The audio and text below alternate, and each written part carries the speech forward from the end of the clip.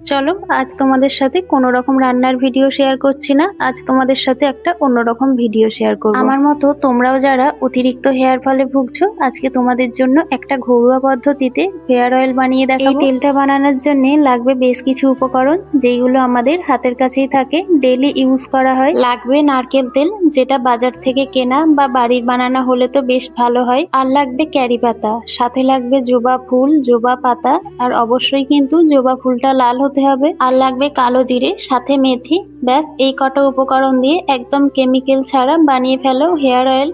আর এই তেলটা 100% তোমরা কিন্তু ফলাফল পাবে। যারা একবার বাড়িতে বানাবে তারা কিন্তু এই তেলটা বাড়িতে বারবার বানাবে। প্রথমেই আমি ক্যারি পাতা, জবা পাতা, কালো জিরে সাথে মেথি মিক্সিতে দিয়ে হালকাভাবে গুঁড়িয়ে নিয়েছি। চলো এবার তেলটা বানানো যাক। প্রথমেই আমি নারকেল তেল বেশ কিছুটা দিয়ে দিয়েছিলাম, এরপর দিয়েছিলাম কোঁচানো পেঁয়াজ, তারপরে দিয়েছিলাম লাল জবা, আর অবশ্যই জবা ফুলের কিন্তু সবুজ অংশটা বাদ দিয়ে দেবে। কিছুক্ষণ ফুটিয়ে নেওয়ার পর আগে থেকে মেথি, কালো জিরে যে গুঁড়িয়ে রেখেছিলাম সেটা দিয়ে বেশ কিছুক্ষণ আবারও ঘাঁটিয়ে যখনই কালারটা চেঞ্জ হয়ে যাবে তেলের, তখনই নামিয়ে নিলেই রেডি। ব্যাস একদম কেমিক্যাল ছাড়া বাড়ির বানানো হেয়ার। এই বাড়ির বানানো তেলটা আমি সপ্তাহে 2 থেকে 3 বার ব্যবহার করার পর আমি কিন্তু ভালো রেজাল্ট পেয়েছি। আমার চুল অতিরিক্ত ঘন আর অনেক বেবি হেয়ার হয়ে